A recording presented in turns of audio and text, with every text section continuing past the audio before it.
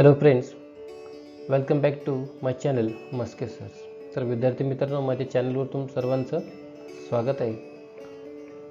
So in this today's video we are going to learn warming up activities, English workshop, language study activities of the lesson और play the welcome by Rabindranath Tagore. So let's get started.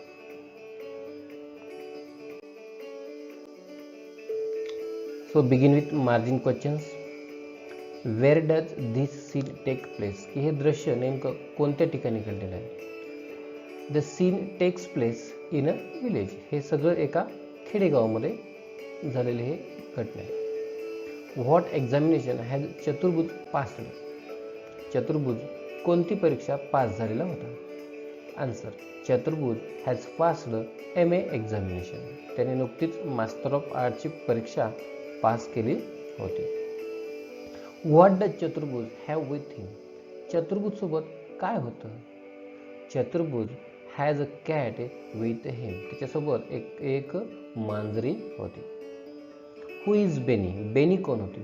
बेनी must be a servant of चतुर्भुज family. की बेनी शक्यता आहे की ती चतुर्भुजच्या फॅमिलीची नोकर असली पाहिजे. Do you think uncle Satu is highly educated? तुम्हाला असं वाटतं का की त्याचे जे काका आहेत सतू काका ते खरंच खूपच शिकलेले असतील असं तुम्हाला वाटते का? I don't think that uncle Satu is highly educated. In fact he hates education. Uncle Satu फारसे शिकलेले असतील असं तर काही वाटत नाही आपल्याला. मला तर वाटते की कदाचित त्यांना शिक्षणाचा तिरस्कार सुद्धा असेल. What is the meaning of strides away? Strides away म्हणजे काय? Strides away means walks away with long steps. की मोठमोठ्या आपण त्यांना म्हणतो पाऊल टाकून निघून चालत जाणे. Who is Dadababu? So Chaturbhuj himself is called Dadababu at home. चतुर्भुजला स्वतः घरी दादाबाबू असं म्हणत असते. Why does Chaturbhuj get angry with his mother? Chaturbhuj त्याच्या आईवर का रागावला? Chaturbhuj gets angry with his mother because mother talks about giving rice and milk to the cat. की आई फक्त त्या मांजरीला दूध आणि भात द्यायचा एवढाच विचार करत होते. याउलट तिला चतुर्भुजची मात्र पर्वा नव्हती. Is the cat really dead? ती मांजरी खरोखरच मेली होती का? No, the cat is not really dead. ती मांजरी मेलेली नव्हती. Why do the urchins tease Chaturbhuj? ही जी रस्त्यावरची उन्हाळ मुले ती चतुर्भुजला का बरं चिडवत असतील? Answer, urchin tease Chaturbhuj because he is irritated and furious. तो खूपच रागावलेला होता. So activities from English workshop. List the characters in this play. Write how is related to Chaturbhuj. या प्लेमध्ये, या नाटकामध्ये जे काही कॅरेक्टर्स आहेत ती कॅरेक्टर्स आपल्याला या ठिकाणी लिहायचे आहेत आणि ती चतुर्भुज सोबत कशा प्रकारे त्यांचं नातं आहे ते पण सांगायचे आपल्याला या ठिकाणी. Answer, Nilratan. So Nilratan is a villager. तो एक गावातला व्यक्ती आहे. जमीनदार, the land owner of this village. त्याच्या गावातला एक बऱ्यापैकी जमीन असणारा व्यक्ती. सतू, चतुर्भुज अंकल, चतुर्भुजचे काका आहेत हे. Maid, a maid servant of his family. त्यांच्या घराचा एक नोकरदार. मदर, चतुर्भुज मदर, अफकोर्स चतुर्भुजची आई. Little boy seems to be his younger brother. कदाचित तो त्याचा भाऊ असेल. ऑन्ट, चतुर्भुज ऑन्ट, चतुर्भुजची काकू म्हणू शकतो आपण. Little girl seems to be his younger sister. त्याची छोटी बहीण. हरी, चतुर्भुज अंकल, दुसरे चतुर्भुजचे काका. सदुचरण, अ विलेजर, एक गावकरी. Paran, a villager, he also a villager of Chaturbhuj village. Find and list the incomplete sentences of Chaturbhuj. की प्रत्येक वेळ आपण या नाटकामध्ये पाहिलं की चतुर्भुज आपलं वाक्य पूर्ण करू शकला नव्हता. तेवढ्याच कोणीतरी त्याला त्या मांजरीबद्दल विचारायचे. मग अशी काही इनकम्प्लीट सेंटेन्सेस आहेत चतुर्भुजची, ती आपल्याला कॉपी करायची. 2-4 आहेत या ठिकाणी.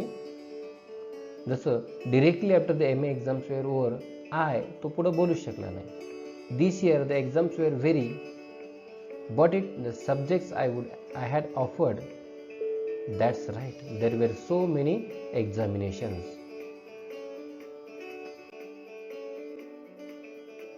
Form groups discuss and write what Chaturbhuj would like to hear from the following people. की प्रत्येक चतुर्भुज तिथे आला आणि प्रत्येकाने चतुर्भुजला त्या मांजरीबद्दलच विचारलं, पण ॲक्च्युली चतुर्भुजला त्या लोकांकडून काय ऐकायला आवडलं असतं बरं. तर आपण इमॅजिन करायचं आणि आपण आपल्या याच्यानुसार लिहायचं आपल्याला त्या ठिकाणी. चतुर्भुज, I have passed my MA examination. चतुर्भुज म्हणतो की मी माझी परीक्षा MAची परीक्षा नुकतीच पास झालेलो आहे. Nilratna, wow what a great news. Zamindar, very nice बेटा, I am proud of you. Uncle Satu, many congratulation Chatur. Mother, very good Chaturbhuj, we are proud of you. aunt, congrats चतुर्भुज. Sadhucharan, very good Chaturbhuj. And Paran, hearty congratulations. So these are the expressions that Chaturbhuj would like to hear from the people and the member of his family. Prepare two tables on the given topics. One, how do be a good listener and how not to be a good listener. एक चांगला श्रोता तुम्ही कसा होऊ शकता आणि एक चांगला श्रोता न होण्याचे काही पॉईंट्स आहेत का ते आपल्याला पाहिजे त्या ठिकाणी. तर या ठिकाणी पाहू शकता. So how you become a good listener. A good listener look at the speaker. की जो चांगला वक्ता आहे तो नेहमी काय करतो, जो चांगला श्रोता आहे तो नेहमी बोलणाऱ्याकडे काय करतो, क्लोज अटेन्शन म्हणजे अतिशय लक्षपूर्वक ऐकतो. Pay close attention to the speaker. वक्त्याकडे अतिशय म्हणजे लक्ष देऊन ऐकतो. Try to guess the meaning of some new unfamiliar words. की जे काही शब्द आहेत समजा ज्याला जे अनफॅमिलियर आहेत, अपरिचित अनोळखी आहेत, त्या शब्दांचा अर्थ करण्याचा प्रयत्न करतो. Keep on listening if you don't understand the speaker. जर एखाद्या वेळेस आपल्याला स्पीकर जो काही बोलतोय तो नाही समजत असेल तरी ऐकणं चालूच ठेवतो. And keep listening if you don't agree with the speaker.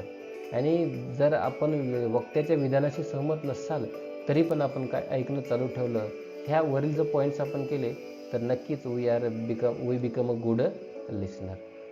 How not to be a good listener. Look somewhere else when the speaker is speaking. जेव्हा वक्ता बोलतो हे चांगल्या श्रोत्याची गुण आहे. So these are not qualities of a good listener. एका चांगल्या श्रोत्याचे हे गुण नाही आहेत. कोणते? की जेव्हा वक्ता बोलतो तेव्हा तो इतरत्र बघत असतो. Distract the speaker.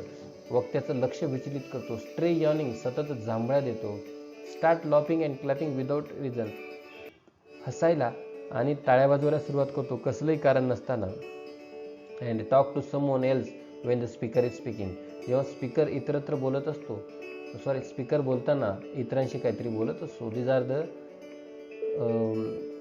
these are not good qualities of a good listener. So next question. Language study.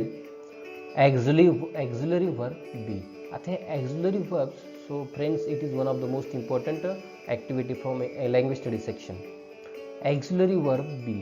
बी चे आपण या auxiliary verb बी चे आपण रूप पाहणार आहोत. तर या ठिकाणी बघा, B plus main verb plus VING shows that action was not complete.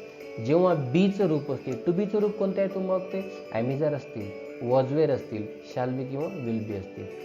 आणि त्यांच्यासोबत जर आपल्या क्रियापदाच्या रूपाला जर ING फॉर्म असेल तर ते आपल्याला काय दाखवते? That the action is not complete. Action is was की क्रिया पूर्ण झालेली नव्हती. It goes on. ती कशी असते? चालूच असते. This is known as the progressive or continuous tense. मग यालाच आपण काय म्हणतो? प्रोग्रेसिव्ह किंवा कंटिन्युअस टेन्स असं म्हणतो. अपूर्ण काळ असं म्हणतो. की या अपूर्ण काळ दाखवण्यासाठी आपण टू बीच्या क्रियापदाचा वापर करतो आणि पुढं क्रियापदाचं चौथं रूप किंवा ING फॉर्म घेतो. त्यालाच आपण चालू अपूर्ण काळ असं म्हणतो. तर फॉर एक्झाम्पल प्रेझेंट प्रोग्रेसिव्ह आणि past progressive. Be plus main verb. I am writing, you are reading, they are playing, she is sing. So it is the present progressive or as we call it present continuous. I was writing, you were reading, they were playing and she was going. So the action in all this sentence was not complete. It is still continue at the time of speaking. Next question. Auxiliary verb have. आता हॅवला सुद्धा काही रूप आहेत. Have plus main verb V plus ED और EN shows that action about which we are talking now is was complete. This is known as the perfect tense. जेव्हा auxiliary verb हॅवचे वेगवेगळे रूप असतात, जसं की हॅज, हॅव आणि had, आणि त्यांच्यासोबत जेव्हा क्रियापदाचं तिसरं रूप असते तेव्हा आपण काय म्हणू शकतो की when the action is completed, क्रिया पूर्ण झालेली आहे. So this is known as perfect tense. आणि जेव्हा हॅवचं फॉर्म प्लस V3 फॉर्म असते तेव्हा क्रिया पूर्ण झालेली असते आणि आपण त्याला काय म्हणतो, perfect tense. For example, I have present perfect, past perfect. I have seen the film, या ठिकाणी पाहू शकता have plus V3. He has pass the exam, has plus V3, has plus V3. They have gone back, have plus V3. I had seen, past perfect tense, had plus V3. He had passed the examination, had plus V3, and they had gone back. So we can identify present perfect tense when we use has, have plus V3 form. Many verbs have separate forms for the past and the perfect. For example, the past tense and perfect tense of the verb see is saw and seen respectively. की बऱ्याच क्रियापदांचे past tense आणि past perfect tense किंवा past participle जे form असतात ते कसे असतात,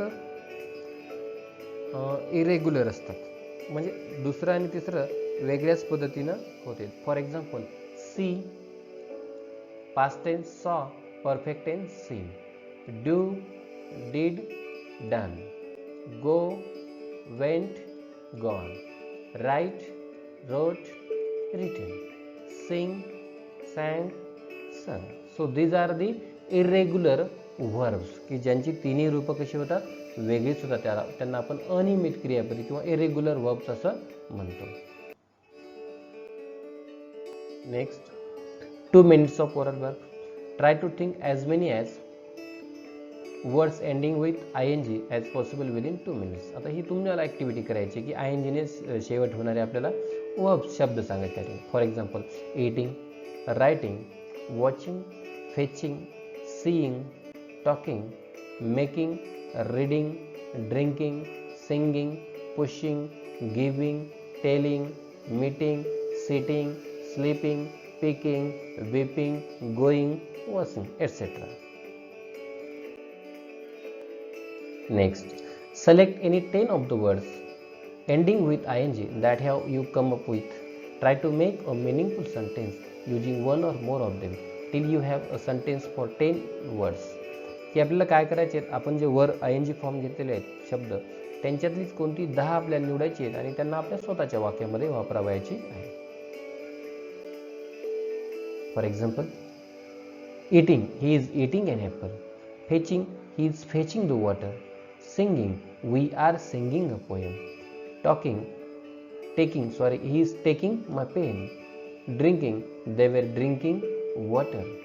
Pushing, we were pushing the table. Writing, he has been writing since morning. Telling, he was telling a story in the class. Sleeping, the teacher was या ठिकाणी the teacher was telling पाहिजे होतं, sleeping. The teacher was sleeping असं चाललं तरी चालते, print mistake आहे. Next, washing, the servant was washing the spot. So thank you very much for watching this video.